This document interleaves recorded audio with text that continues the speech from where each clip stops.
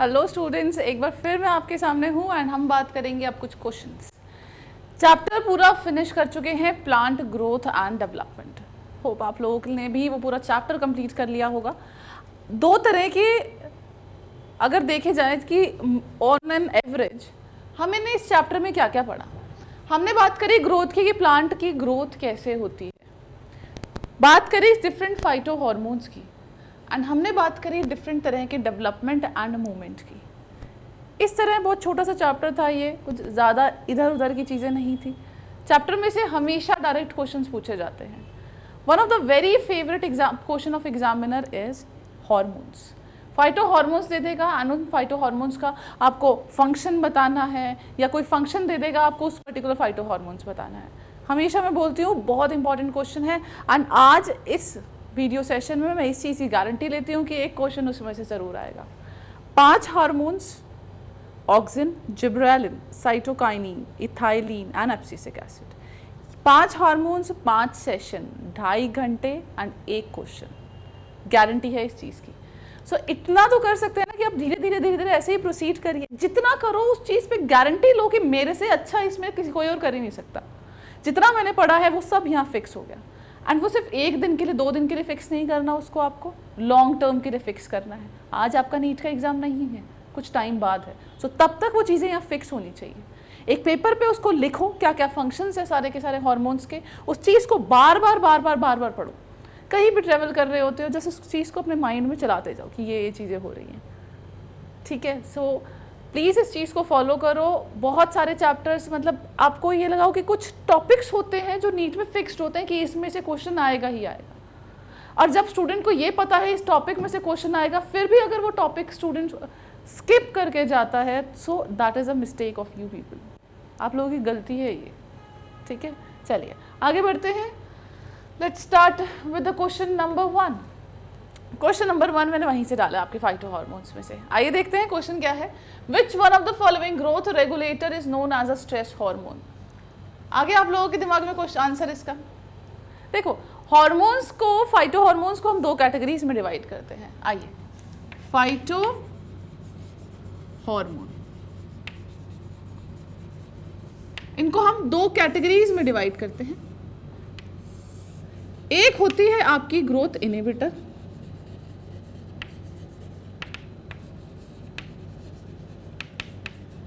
दूसरी होती है आपकी growth stimulator.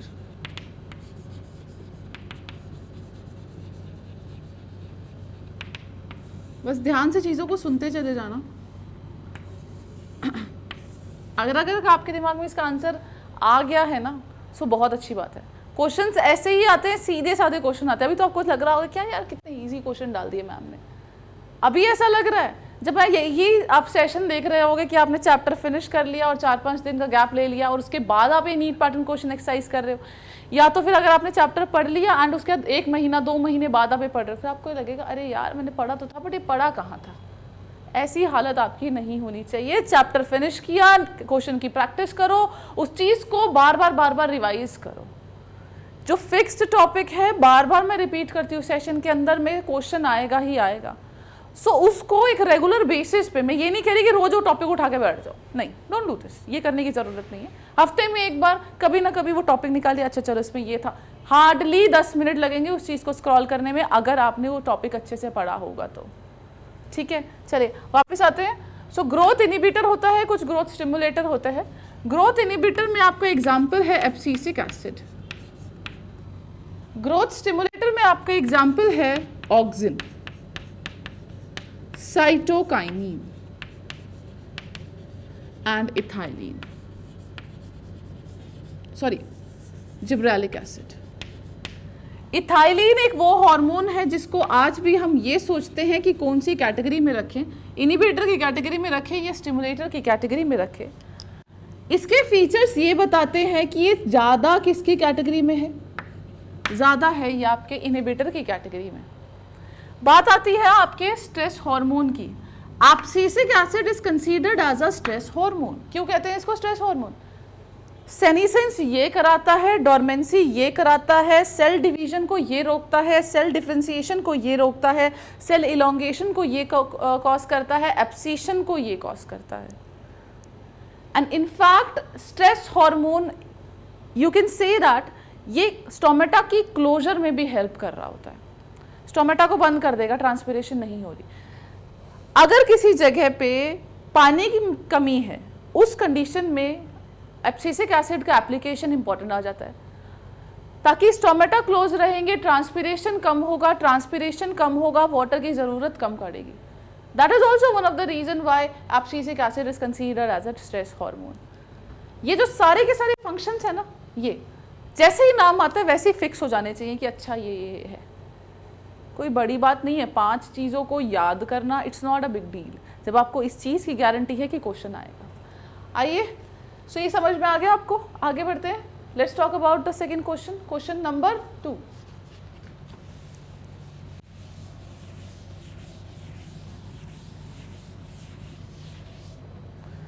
During seed germination its stored food is mobilized by. Seed को जर्मिनेट करने में एक हार्मोन का बहुत इंपॉर्टेंट रोल है, वो हार्मोन है आपका जिब्रेलिन। क्यों? क्योंकि ये कुछ ऐसे एंजाइम सिंथेसाइज करता है, like amylase, like peptidase, like protease, जिसकी वजह से सीड इजीली जर्मिनेट कर पाता है, उसका आउटर मोस्ट कोट टूट जाता है। डायरेक्ट क्वेश्चन था, ऐसा कुछ घुमाने वाला क्वेश्चन नहीं था। याद है ना आपको? समझ में आ गई? सो क्या आप इसमें मार्क करके आओगे? Option D. So question number 2 correct option you have is D. अच्छा चलो मुझे एक बात बताओ, जिब्रेलिन सबसे पहले किस में से आइसोलेट किया गया था? You have 4 option, A bacteria, B fungus, C algae, D all of these. Correct option है आपका fungus, that is Gibberella fujikuroi, right. उन्होंने ये देखा था कि अचानक से राइस की जो प्लांटलेट्स, जो प्लांट्स है, वो उनकी हाइट बहुत ज़्यादा बढ़ती चली गई है। So it was because of the infection of one fungus which was Zibberella fusicori. Later on this chemical was isolated which was named as a Zibberellin, and that was a Zibberellin ZA3 which was isolated first. Acidic nature के होते हैं ये, ठीक है? ये आ गया question समझ में? चलिए let's move on to the next question, question number 3. Again a very easy question. Phototropic curvature is a result of uneven distribution of phototropic curvature. बात हो तो ये एक्सपेरिमेंट आप किसने किया था? One of the very famous scientist, जिसको हम बार बार जिनका हम नाम लेते हैं, that is a Charles Darwin. And उन्होंने ये एक्सपेरिमेंट किया, उन्होंने ये दिखाया that oxygen is important for a growth of a plant. उन्होंने क्या किया था? उन्होंने ग्रास ली थी एंड ग्रास के कॉलियोटाइल पे ये देखा कि ऑक्सीजन प्रेजेंट है या नहीं है, कि ऑक्सीजन ही रिस्पॉन्सिबल है उसके बेंडिंग के लिए। तो result was something like this, when they were exposed to sunlight they saw the bending happened. एक एक्सपेरिमेंट उन्होंने ये किया कि इसके यहाँ से इसको कट कर लिया, टिप से इसको कट कर लिया, कॉलियोटाइल को पूरा कट कर लिया। In that case no bending was there, ठीक है। तीसरा एक्सपेरिमेंट ये था कि हमारे पास ग्रास ऐसी की ऐसी मौजूद है, मैंने इसको टोपी पहना दी, एक फॉइल की कैप पहना दी। फॉइल की कैप पहनाने की वजह से इन दोनों के बीच में गैप आ गया, सनरेज नहीं गिरेंगी, रिजल्ट था नो बैंडिंग, ठीक है। तीसरी, मैंने इनको ये वाली टोपी हटा के मैंने दूसरी टोपी पहना दी, जो टोपी क्या है आपकी? ट्रांसपेरेंट। इस ट्रांसपेरेंट टोपी की ही वजह से इजी लाइट रेज उसमें पेनिट्रेट होती चली गई एंड उसकी वजह से ये बेंडिंग के आगे से नो हट गया और बेंडिंग स्टार्ट हो गई। So that was because of this was experiment which was termed as a phototropic curvature and that is because of the oxygen. उन्होंने ये कहा कि ऑक्सीजन है जो यहाँ पे अक्यूमुलेट हो जाते हैं, जो बेंडिंग में हेल्प करते हैं। जब हम कहते हैं कि लाइट की तरफ को बेंडिंग हो रही है चीजें, सो यानी ऑक्सीजन का अक्यूमुलेशन इस तरफ को ज्यादा होगा। याद है ये? More growth will be there on the opposite side to that of direction of light so that the bending can happen. So this was the experiment which was done in response to the light. किसके लिए किया गया? Auxin के लिए किया गया। ठीक है, चलिए ये भी डायरेक्ट क्वेश्चन था, कुछ ऐसे घुमा फिरा नहीं रखा था। अगर आपको फंक्शंस पता है आप इजीली इसका आंसर भी कर सकते हैं। Fourth question,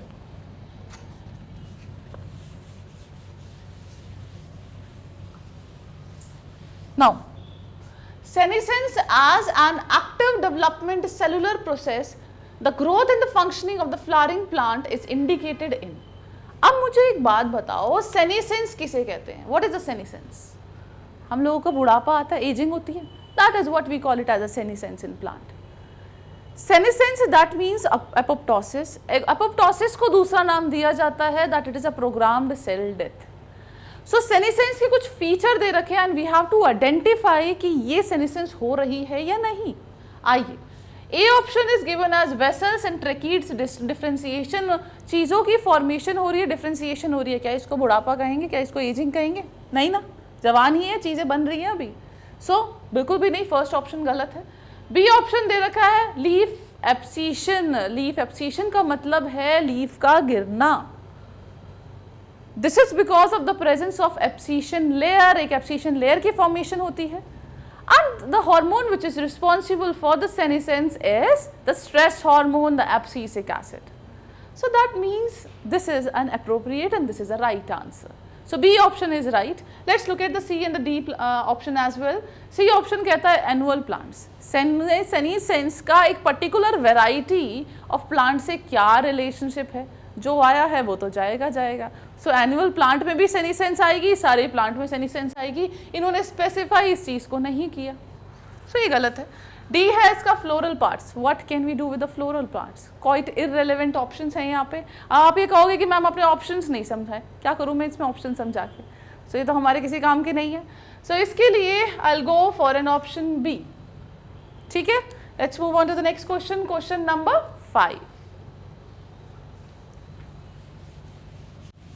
now how does pruning help in making the hedge dense? Pruning क्या होता है?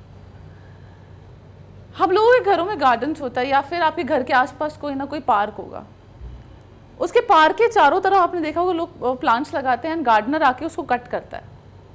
एंड हम कुछ टाइम बाद ये देखते हैं कि वो प्लांट्स साइड से मतलब फैलने शुरू हो जाते हैं।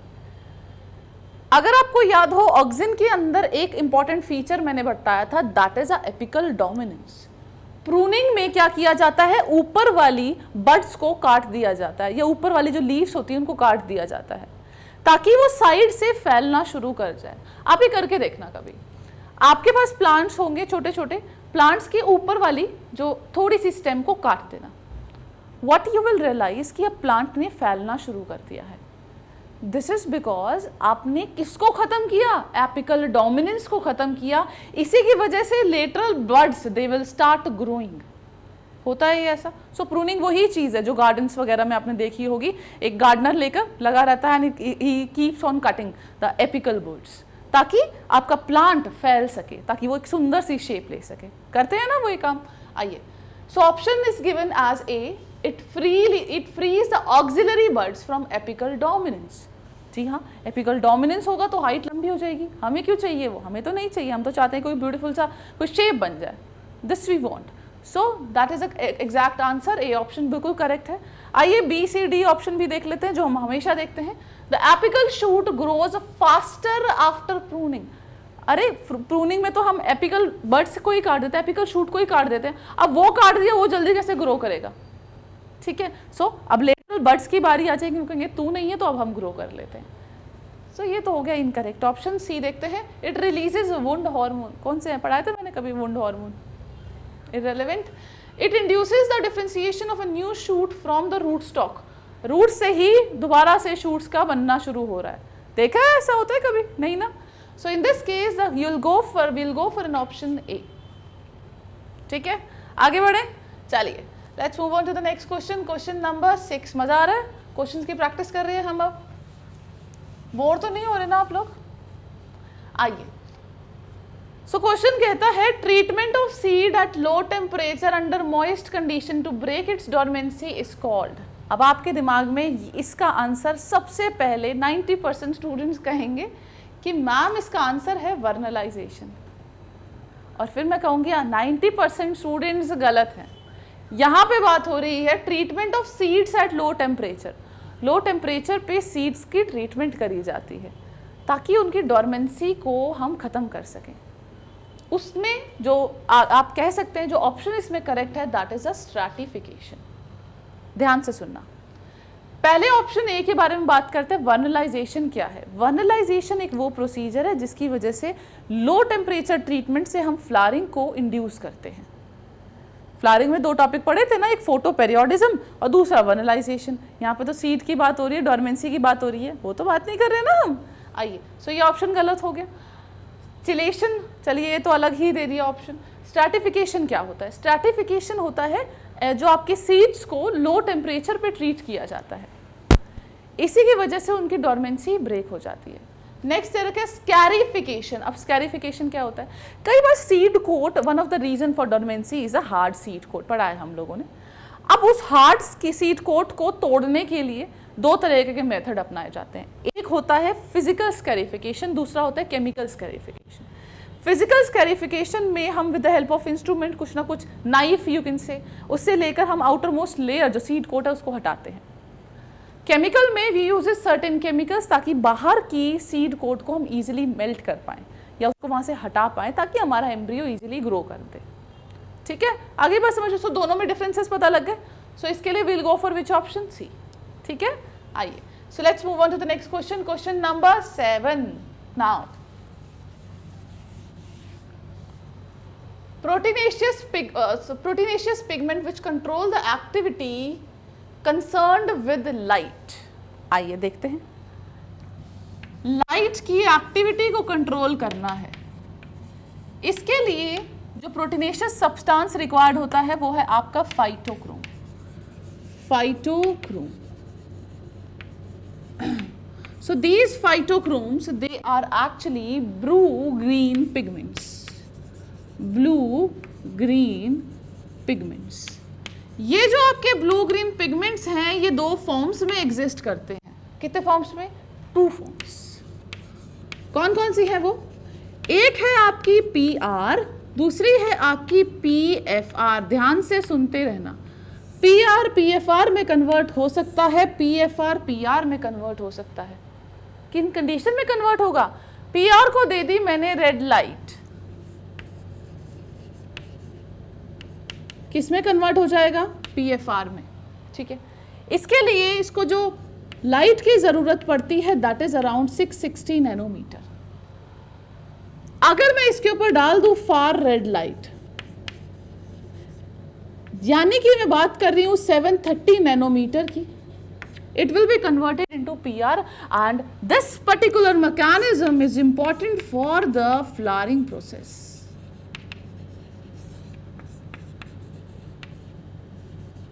For a short day plant, for a long day plant, there should be a specific ratio of PR and PFR, which induces the flowering mechanism. PR by PFR. If it is greater than 1, it will cause flowering. किसमें? In short day plant। पता है ना short day plant क्या होता है? If this PR by PFR, पढ़ रखा है ये सब चीजें, सॉरी अपोजिट कर देते हैं, या आप ऐसे लिख सकते हो PR by PFR is less than 1, then it will lead to flowering in long day plant। ठीक है, ये आगे बात समझ में। So actually this is a phytochrome which helps in the flowering mechanism। अब बात करते हैं लॉन्ग डे प्लांट्स क्या है, शॉर्ट डे प्लांट्स क्या है, डे न्यूट्रल प्लांट्स क्या है। Long day plants are those plants which require a length of light which is more than a critical period, then only they will flower।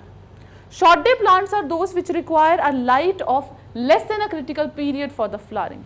Day neutral कहते हैं हम इनको परवाह ही नहीं है, आप चाहे लाइट दो, एक पर्टिकुलर मैकेनिज्म नहीं कि इतनी लाइट दो या इतनी कम लाइट दो, ऐसा कुछ भी नहीं है।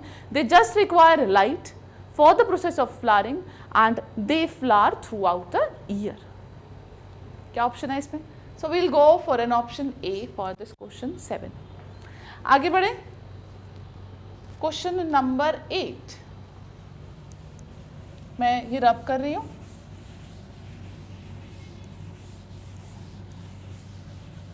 सो देखिए, ध्यान से देखिएगा। The closing and opening of the leaves of Mimosa pudica, क्या है ये?